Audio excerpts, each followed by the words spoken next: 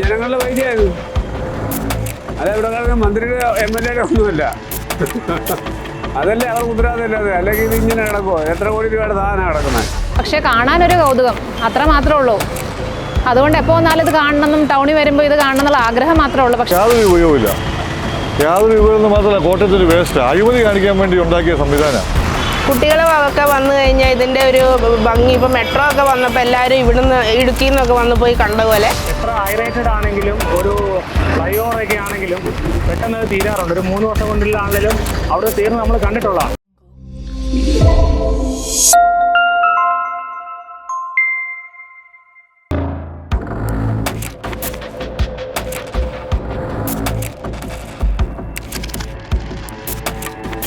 ആകാശപാത എന്തെങ്കിലും ഉപയോഗമുണ്ടോ? ഉപയോഗം ഉണ്ടെന്നൊന്നും ഇതുവരെ തോന്നിയിട്ടില്ല. പക്ഷേ കാണാനൊരു കൗതുകം അത്ര മാത്രമേ ഉള്ളൂ. അതുകൊണ്ട് എപ്പോൾ വന്നാലും ഇത് കാണണമെന്നും ടൗണിൽ വരുമ്പോൾ ഇത് കാണണം എന്നുള്ള ആഗ്രഹം മാത്രമേ ഉള്ളൂ. പക്ഷേ ജനങ്ങൾക്ക് ഉപകാരമല്ലാത്തത് പ്രയോജനമാണെന്ന് പറയാൻ പറ്റത്തില്ലല്ലോ. ഒരുപാട് വർഷമായിട്ട് ഇങ്ങനെ കിടക്കുകയാണ്. അതെ അതെ അതെ. അപ്പോൾ ഇതിപ്പം 7 വർഷത്തിൽ പുറത്തേ ഇത് കിടക്കുകയാണ്. ഇതിപ്പം വന്ന് ഗണേഷ് കുമാർ പറഞ്ഞ് പൊളിച്ച് കളയണം, തിരുവഞ്ചൂർ പറഞ്ഞ് പൊളിച്ച് കളയണ്ട, ഇത് വരണം. ഇതിപ്പോൾ ഓൾറെഡി തുരുമ്പൊക്കെ എടുത്തിട്ടുണ്ട്. അതെ അതെ അതെ. അപ്പോഴാണ് ജനങ്ങളുടെ തലയിൽ വീഴുന്നതെന്ന് പറയാൻ പറ്റത്തില്ല. അതുകൊണ്ട് ബുദ്ധിമുട്ട് തന്നെ ഉണ്ടാവുമെന്നാണ് തോന്നുന്നത്. ഭംഗിയാക്കിയാൽ കാണാൻ കോട്ടയം നഗരി കുറച്ചുകൂടി അട്രാക്റ്റീവ് ആവും. കെട്ടിടങ്ങളും ഇതൊക്കെ മാറ്റിക്കഴിഞ്ഞാൽ ഇതിനെ കുറച്ചുകൂടെ ബലവത്താക്കിയാൽ നല്ലതായിരിക്കാം.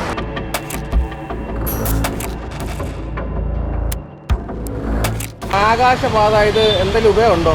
യാതൊരു ഉപയോഗമില്ല.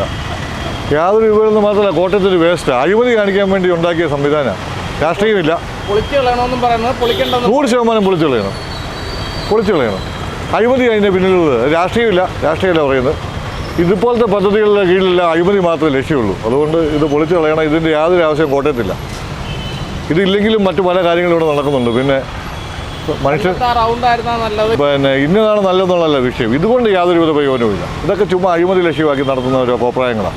കോട്ടയത്ത് നിന്ന് യാതൊരു കാര്യവുമില്ല. ഇത്രയും അടിസ്ഥാന വികസനത്തിന് പകരം ഇത്രയും കാശ് മുടക്കി ഇതൊക്കെ ചെയ്യാന്ന് പറയുന്നത് ശുദ്ധ അഴിമതി അസംബന്ധമാണ്.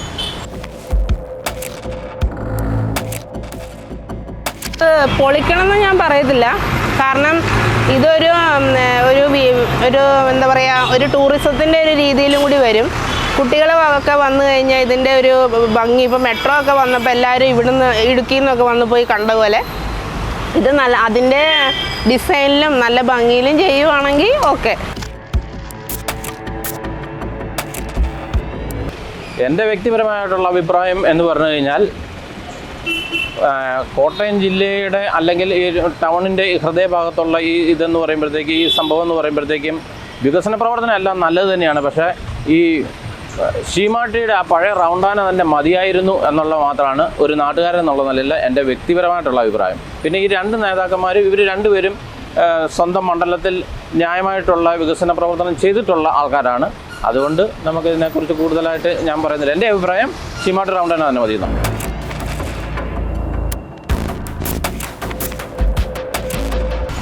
എല്ലാവർക്കും ഒരു എന്താ പറയുക, നന്നായിട്ട് നമുക്കൊന്ന് കടന്നു പോകാനുള്ള ഒരു ഉപകാരപ്രദമായിരിക്കും തന്നെയാണ് എല്ലാവർക്കും അഭിപ്രായം.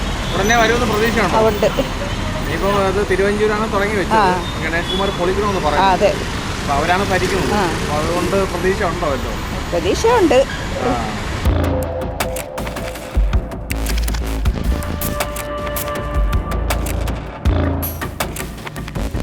ആകാശപാത എന്ന് പറയുന്നത് നല്ല ഒരു കാര്യമാണ്. എല്ലാവർക്കും എൻജോയ്മെൻ്റ് ആയിട്ട് ചെയ്യാവുന്നൊരു കാര്യമാണ്. എല്ലാവരും വരുന്നവർക്കൊക്കെ നല്ല സൗകര്യമായിട്ട്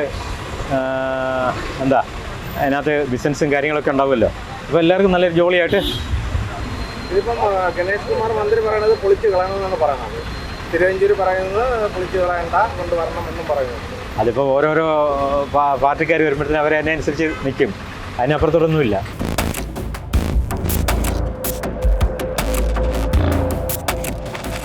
ആക്ച്വലി ഞാൻ നാട്ടിൽ ജോലി ചെയ്യുന്ന ഒരാളല്ല, പുറത്താണ്, ഹൈദരാബാദാണ് ജോലി ചെയ്യുന്നത്. അപ്പോൾ എല്ലാ വർഷവും വരുമ്പോൾ ഇതിങ്ങനെ തന്നെ കിടക്കുന്നത് നമുക്ക് കാണാൻ പറ്റും.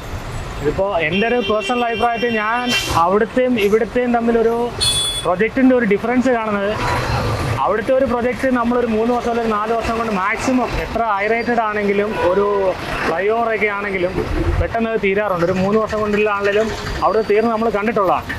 പക്ഷേ ഇപ്പോൾ നമ്മുടെ സ്വന്തം നാട്ടിലെ ഒരു എന്താ പറയുക, ഒരു വികസനത്തിൻ്റെ ഭാഗമായിട്ട് വരേണ്ട ഒരു സംഭവമാണിത്. പക്ഷേ ഇത്രയും വർഷമായിട്ട് ഇതൊരു കംപ്ലീഷൻ ആകാതെ നിൽക്കുന്ന നാട്ടുകാരെന്നുള്ള രീതിയിൽ എനിക്ക് നോക്കുമ്പോഴും കോട്ടയംകാരൻ എന്ന് പറയുന്ന രീതിയിലും എനിക്കും ഒരു കുറവായിട്ടാണ് ഇത് കാണപ്പെടുന്നത്.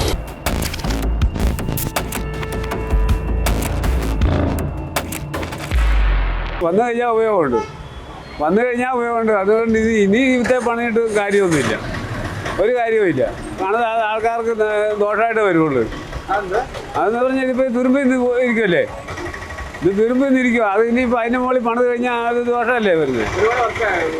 7 വർഷത്തോളമായി ഇത് ഇങ്ങനെ ഇരിക്കാൻ തുടങ്ങിയിട്ട്.